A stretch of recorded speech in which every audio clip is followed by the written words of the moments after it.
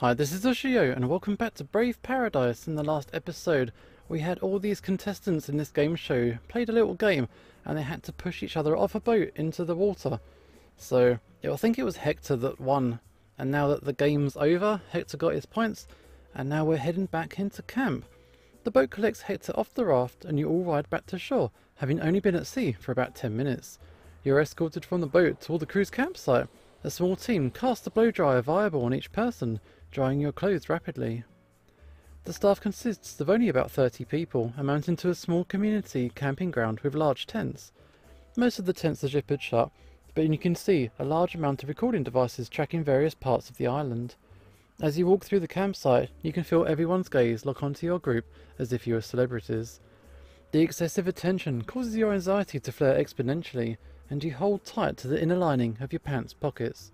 Eventually, you reach a rectangular canopy with a large map of the island, covered in several different markings. As promised, I wanted to introduce you to some important people you need to know.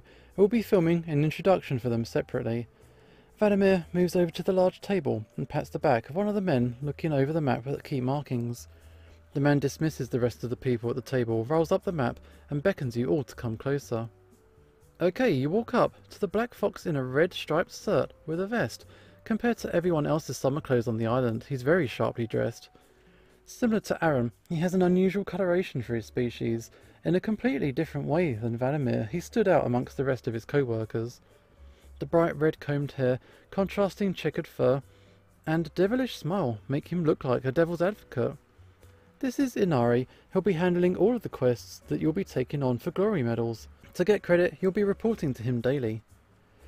Be a good sport and make sure you have some proof of your work to save me the effort of searching the surveillance cameras, okay? I'll be handling the scoring as well, so it would do you well to be in my best favour. Speaking of being in good favour, congratulations, Hector. Lady Luck is shining on you. Let's keep that lead, shall we? Oh, yes sir. Good. Hector scratches the back of his head nervously as the smooth fox talks in an almost intimidating manner. You should extend your blessings to everyone. Let's not pick favourites. The first group challenge kicked off a fantastic first episode. It was a gratifying spectacle, but I do hope that some of you will shine a little brighter in the next few days. My favour is not easily earned. There's a barely audible sigh from a few people in the group. Without even looking, you could guess who. Well, it can certainly be Balt as well. My thrifty consort. Would it kill you to be a little more encouraging for your honoured guests? The fox's smile slightly dissipates, despite letting out a short chuckle as he shakes his head. You can feel the fox looking over your group like a lineup of peasants in the presence of royalty. If you want to yield the greatest profits, then let me leave you with some parting words of advice. Do what it takes to win. Take Emilio for example. He saw an opportunity and acted on it without hesitation. That was the difference between a winner and the loser. You feel absolutely gutted as he leans closer to you, highlighting your panic-induced betrayal with Ken. You look down at the ground in shame. Oh, don't be ashamed. You were one step closer to victory because of it. You're competitors. This is a competition. Though he may be hard in his sentiments, his words ring true. There can only be one champion after all. In that moment, Inari bends down just enough to look you directly in the eyes. Don't let your feelings get the best of you. You show me more of that initiative, won't you? Unable to avoid the pressure of his intimidating aura, you can't help but respond with yes sir. Attaboy, give me a good show. His aura of intimidation could force anyone to bend their knee. Being in his good favour might be the most important thing you do while you're here. Oh, I also want you to meet Jude, my personal assistant and your blacksmith. He'll be supplying you all with a sword tomorrow. Jude, could you come here a sec? A smaller goat with a well-built physique and full shaggy beard comes jogging over next to Inari. Wow, like you mean a real sword? Like fully sharpened? Yeah, but I wouldn't test it. I'd like to say I'm damn good at my job. I'm also a film intern, so I'll be reviewing the footage from today's shot. He looks good out there, champ. Oh, for the first time since you met him, he sincerely smiles with a little blush while flexing his muscles to show off. His smile was incredibly refreshing, completely changing the atmosphere under the tent. Keep it up, big guy. We'll be seeing you all tomorrow at the quest board. Don't keep us waiting. If you'd excuse us, gentlemen. The two of them set off in different directions, attending to their own business. Hector lets out a hefty sigh and puts his arms down by his sides again. There's a couple more people I want you to meet, but the most important person's right over here. Follow me. Passing through a few crowds of people, you stop by the entrance of a large green tent with a "Do not enter without knocking" sign on the front. One moment. Vladimir gives a rhythmic knock on the tent's door before you hear a large sound of footsteps coming your way. Vladimir takes a large step back as an enormous, old-looking elephant appears from the doorway, barely fitting through the tent zipper. "Sir, the contestants for your show are here." The giant towers over your group, rivaling Bryson's size, with a deep, charismatic voice to match his superior height. "Oh, welcome. I'm the director and producer for this production. I'll be leading this operation for the next 2 weeks." "It's wonderful to meet you. I'm a bit of a TV buff, but I've never seen an actual set, so this is all wildly new to me." "Well, this is new territory for both of us then, isn't it? I wasn't able to bring my phone, but are there any other shows that you worked on before?" "Oh no. Truth be told, this is a first for me. I'm the producer more than anything else. This whole competition was Vladimir's idea. I just provided the funds, staff and equipment. It was an offer that was hard to refuse. Even Owen Ari couldn't resist. I might not know much about filming, but I do know what I like and having the final word, so please refer to me as the director. I have good faith in this project. My staff are incredibly hard-working and dedicated to its success. That goes for Val as well. We'll make it work out in the end, won't we, Val?" "Absolutely. Not only am I the host, but I'll be handling most of the production assets with Jude as well. I've been working in this industry for a long time, so I'm sure that I can satisfy any burning questions you might have, Dorian." "Great. I'll be looking forward to it." "Good luck out there. Make me proud. I'll be watching from behind the scenes, so you won't see me unless there's an emergency. So enjoy your feast, and I'll be looking forward to the leftovers." The director motions toward the tent before climbing right back in, squeezing himself through all the small entrances. Okay, he's back in. Well then, shall we continue the tour? We walk around the campsite a little bit more, meeting some of the other production teams, chefs and healers. The site itself seems very small, but the team is bustling around trying to get everything prepared for the oncoming days. Everyone seems to have a strict agenda, and contrary to before, even Vladimir has a difficult time getting everyone's attention now. It isn't long before your tour ends back at the entrance of the camping grounds. Well, there isn't much time left, but we got everything we need to keep a smooth operation going. Pop quiz, what did you notice about what the staff members were wearing? They all had a variety of different outfits. Was there really anything else to say? While Anari was in full formal attire, Jude was shirtless in a jumpsuit. Oh, they all had red, white and black colours. That's right, I personally coordinated our colour scheme to make it easier for you to identify staff. To think, everyone just wanted to wear t-shirts? It's drab, right? Vladimir lets out a very long and exaggerated sigh. You've heard about costume design, but staff outfits designs? It must be very tiring, to say the least, to work with Vladimir. We got about 30 minutes before it starts to get dark and the feast is fully cooked. If you'd like to take a moment before we settle down for the evening, you're free to explore the island on your own, but I wouldn't wander too far.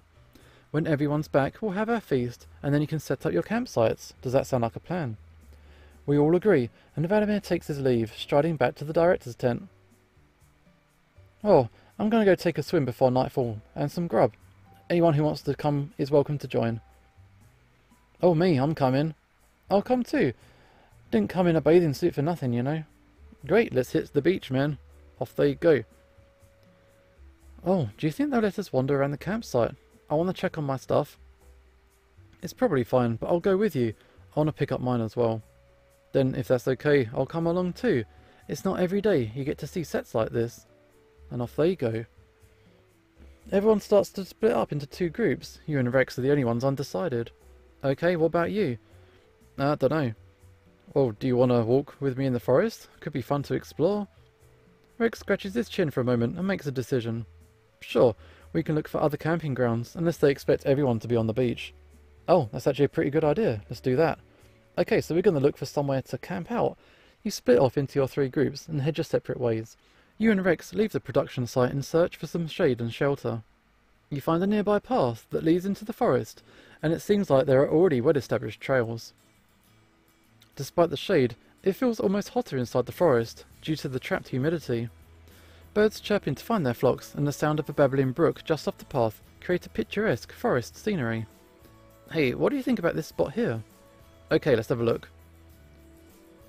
You both approach a small clearing off the path that could potentially be used for camping if you clean up some of the foliage. Rex looks around for a bit and spits in the weeds strewn about the grounds.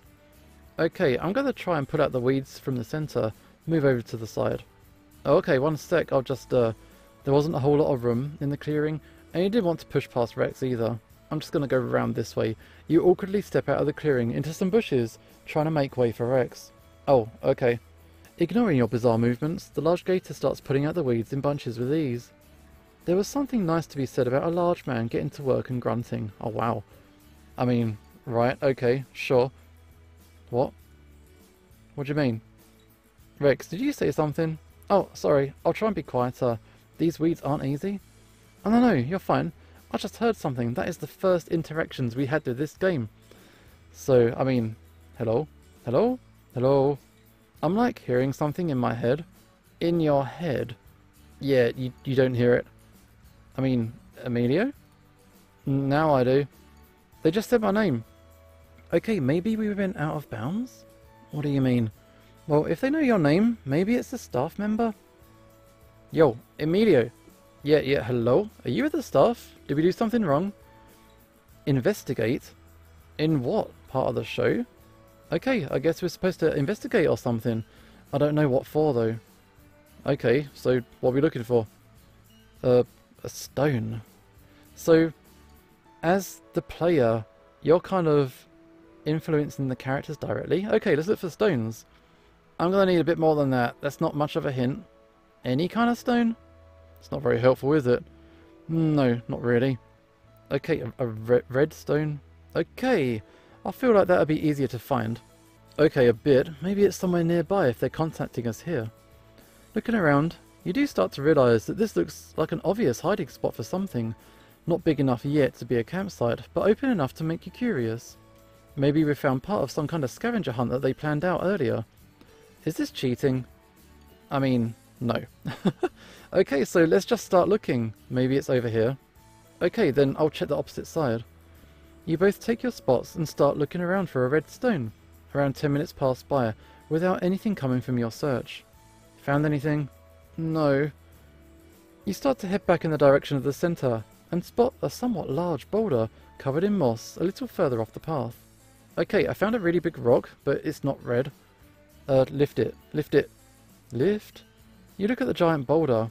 It was 2 meters wide. Boy, you must be all sorts of loony if you think I'm going to be able to pick that up. Lift what? There's a boulder. They need you to lift it? Rex walks over to where you're standing and eyes the boulder from a couple of different angles. Okay, so can Rex hear the voice or is it just Emilio? In which case, Rex is really giving us the benefit of the doubt. That's really heavy. I don't think I can do it. You can't pick it up at all? I could maybe push it a bit. If it's underneath, you could reach and grab it quick. I could. I just don't want to get crushed. He's very useful on lonely nights. Okay, just don't crush my righty. Then use your lefty. For grabbing or for... just for grabbing? Dude. Okay, let me crouch down. Okay, I'm ready, but it's going to be quick. Alright? Go. Rex starts pushing on the rock with its full force. Initially doing nothing, but eventually the rock begins to give way and lifts. All kinds of bugs scatter out and make you jump a bit, but sure enough, there was something deep red on a stone beneath. Perhaps it was the adrenaline from the sudden swarm that popped out from underneath, but you reach in at light speed and pick up the stone. In the process of reaching quickly, a shard of the stone cuts your hand as you pick it up. Ow, shit. What happened? Nothing, it's fine. Let her down easy, okay? Without any ease, Rex immediately drops the stone and wheezes for air. Thank goodness you didn't say that, as your arm was under there. Okay, no way was I holding that any longer. Shit's heavy, man. It's fine, I got it. You want to see what I got? You wipe off your hand on your pants. The cut was shallow and doesn't bleed much. You stomp down together against the large boulder and look at the rock together. It's weird. The stone has a large red emblem in the middle that was lightly pulsating. Most likely, someone had dusted a mana crystal, put it in paint, and brushed off the stone. Okay, hello. Oh, the voice is coming from the stone. Can you hear it? No, not anymore, but I'm glad I don't. That's a visitation stone. It is? I've not seen one in person. It is. I did some research on them a while back. So, I'm probably not hearing a staff member. No, you're speaking with a dead person, a spirit. A shiver shoots down your spine. Wow, it's kind of creepy. Excuse me, rude. Even creepier, if you think about where we are. Yeah, a remote island in the middle of nowhere. Were you stranded here? I mean, yeah, purposefully. They said purposefully, wow. I don't like this kind of stuff. This is like horror movie stuff, and I hate that kind of stuff. I can't watch horror movies either. They kind of, you know, keep me up at night. Yeah, I had an ex once that kept forcing me to watch them because he loved when I screamed, like a little baby at the jump scares. Yeah, I can see that. I'm not going to deny that it was great entertainment, probably, but that's just abusive, right? Cruel and unusual. Okay, we're confused. Oh, sorry, we're getting off topic. So, are they speaking in full sentences or just a couple of words? It's only one word at a time. Oh, either they're reaching their time, or it's the damage on the rune itself. It was underneath the boulder, you can see cracks on the stone itself, and the rune is smeared. So it's like speaking into a broken phone. Gotcha, but what about the spirit itself? The rune doesn't affect the spirit itself. They don't usually chain themselves to visitation stones. So the spirit's just kind of floating around or something? Most likely it's chained to the island, waiting and watching. Observing. Oh god, stop that, that's really creepy. The last thing we need is 2 weeks on a haunted island. I can't hear him. It's your problem, dude. So you're fine if the ghost watches you pee in the woods? I don't really care. They can't do anything to me. Wow, it's kind of exciting. Wow. Yeah, this is a horny ghost, dude. Rex chuckles as he starts to stand up and brush off his knees. You better pee in the ocean or the shadows, okay? I'm really not bothered. Spirits are always somewhere, or so it seems. We should help them pass on while we're here. What? Why? We're not exactly here on vacation. I mean, not totally. I just don't like the thought of dying alone, you know? Yeah, it is lonely. Well then, why don't you help him? I can't hear the voice anymore, but I can help you if you tell me what to do. It depends, what do we need to do? Strip? What? Okay, he said he's already leaving us, he just needs some air. Really? I'm joking. Boy, you better get to talking then. Air? Actually, yeah, he wanted to have fresh air again. Ghosts don't suffocate. Inheritance? Okay, he meant the other kind of air, like the H-E-I-R kind of air? Oh, so you need to find someone to inherit something? Fortune? Yo, he said he got some money. Will anyone inheriting it satisfy you? Yeah, can you be my sugar daddy? It's tempting. This ghost is horny. He said tempting. Alright, Emilio, you're not helping here. Worthy? They don't have to be like a long-lost descendant or any of that crap.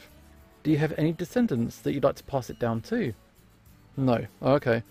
I guess not. Lucky us. Depends. Where is this money? Underground. Here? So they got stranded with their fortune. Do you think this used to be like a private estate or something? Man, I don't know. Should we just turn this into the staff? No. What? Why? They can help you better than we can. Bound. What's bound? Blood. I don't understand. They said something about you being bound. Yeah, I don't know what they're talking about. I'm not... The cut. Wait, you know more about this than I do. I think I cut my hand while grabbing the stone and bled onto the rune. You show him the cut skin on your other hand. Although you're no longer bleeding, it's clear where the skin tore apart. Well, now I'm more confused. This rune was probably created in blood, hence the red coloration. The what now? Why would you... For privacy, whoever made this rune wanted to talk to them privately. But if that was true, why could we talk to him before? I don't know, maybe certain conditions were met. Perhaps, either way, by adding your blood, you renew the original contract. If all we need is blood, then why don't you come over and bleed on this thing too? I don't bleed easy. One of the perks of being a gator. We would need equipment to do it safely. I mean, I'm sure we could just find a sharp rock or something. Or you've all got teeth, bite him. I'm not letting you cut me open with a sharp rock. I could get an infection. Teeth? Nope. Damn you, you wonderfully thick bastard. Hey, it's more of a curse than a blessing, so congratulations. You're our medium. Yeah, no, I'm just going to hand this over to the staff. Staff? Yeah, I'm sure they can help you find your heir or whatever. They could even make you a new visitation stone because I bet you're annoyed speaking one word at a time. Refuse. What? Why? Distrust.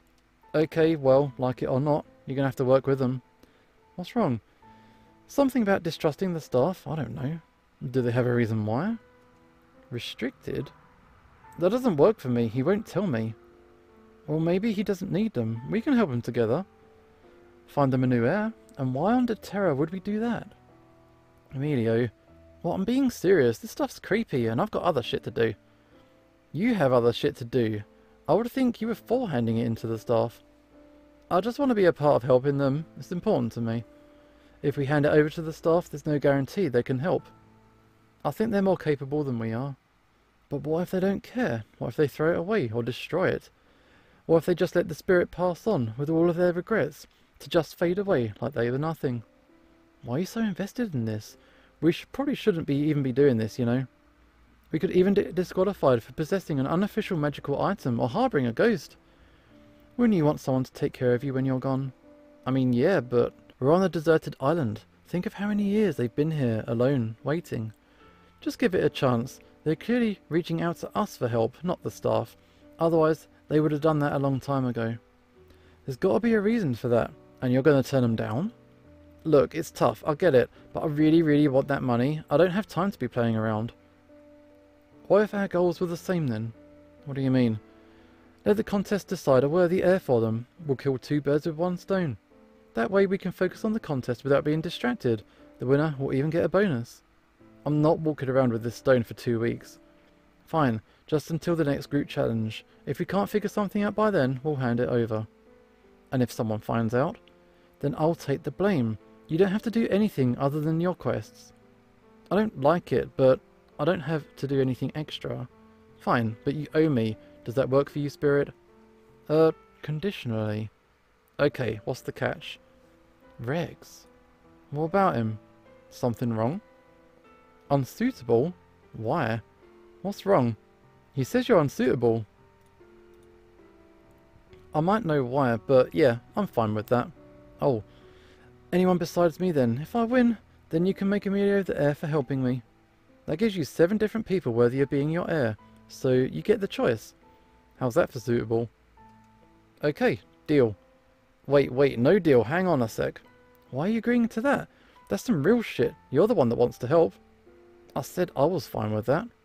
But it's not fine. It's my decision. Then I'm not taking the deal. Emilio, listen. No, I'm not listening. He doesn't trust you. He doesn't trust the staff. What am I missing here? Emilio, what am I missing? What do you know that I don't? Nothing, So what's the deal then? Emilio, please. What? Shut up. Just let it go. Okay, I'm sorry. I just wanted to understand why. It's okay. I didn't mean to pry, I'm just confused. No, I should be the one who's sorry. I shouldn't have yelled. You're right to be frustrated. So, what now? Well, it's up to you really at this point. I know I'm just being a burden. I just want to help, and I'm nervous to say why. Rex, I feel shitty that you're getting the short end of the stick. Is it because you don't trust me? We're competitors. I can't say if you use it against me or not. If this deal's gonna work, you're gonna need to trust me at some point. The same goes for you, whoever you are. Okay, understood. If you give me time, I'll think about telling you. Can that be enough? I still owe you a favour. And I can ask you for any favour? Within reason, take it or leave it. Kiss. Dude, shut up. Okay, I'm sorry. We can forget it. No, that's not what I mean. I'll do it. Alright, cool. Excellent. I'll deal with the deal. This guy just doesn't know how to read the scene, damn. You can just ignore them if they're bothering you. Oh, I will. But they're gonna need to take a cold dip in the ocean before we start helping them. Okay, so we have a deal then. Okay, accepted. We both accept. I'll give it a little time. Thanks. Rex puts his hand on your shoulder and warmly smiles. Hold on to the stone for now. They can't communicate with you if the stone isn't nearby. We also wouldn't want it to get broken any further. If we really can't resolve it quickly, we'll hand it over to the staff, I promise. Rex pats your shoulder once, and then starts leading us back to the path we came from. And maybe, while we're doing them a favour, they can do us a favour? Like, I don't know, find us some kind of advantage. So you're gonna cheat? No. Define cheating. I'm not helping or letting you cheat. I'm still trying to win, unsuitable heir or not. Fine, I'll drop it. Spying for me doesn't make me unworthy, right? I'm just utilising my assets, right? Hardly. I'll take that as a maybe. As for the stone, you tuck it gently into your pocket, making sure it was at your side, away from either spicy area. Okay, making your way back. you had hardly noticed that the sun was already setting. It was getting dark quickly as you made your way back to the point where everyone was split off. You find Vladimir at the entrance of the site, leaning on some equipment and humming to himself as he looks out to the crashing shores. He notices you both approaching from the trail and waits for you to come closer. I know you said you don't trust the staff, but what about Vladimir? Oh, you trust him? Okay, so I can tell him about the deal?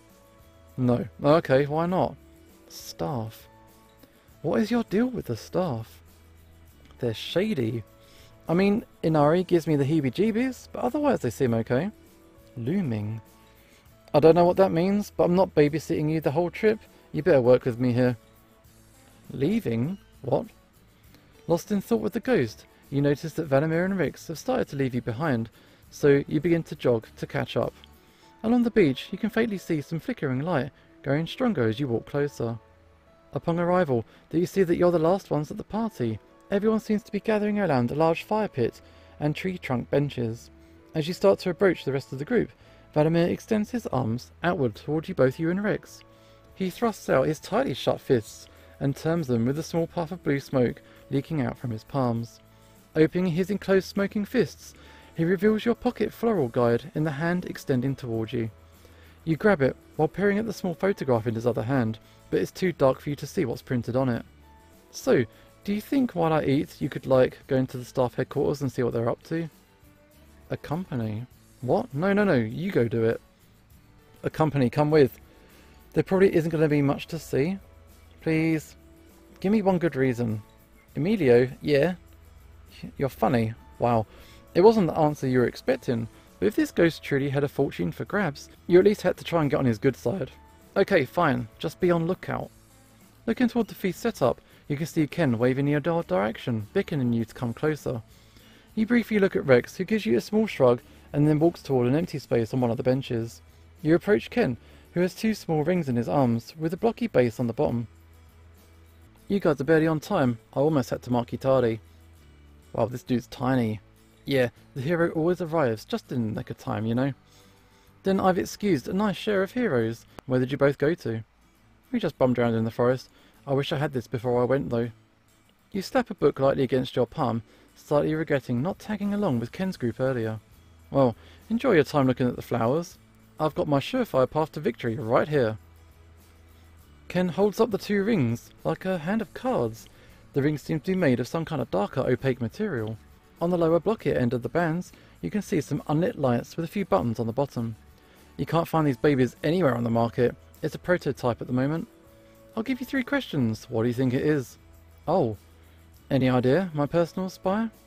Handcuffs? Wow, like a capturing tool? Like magic handcuffs? Oh no, it's much more complex than that. 2 more guesses. Okay, can't you read his mind or something? I know I can't hear my thoughts. Bound? Okay, fine, no mind reading. What else do you got? Deduction? I was hoping for a little more than that, but 2 heads are better than 1, I guess.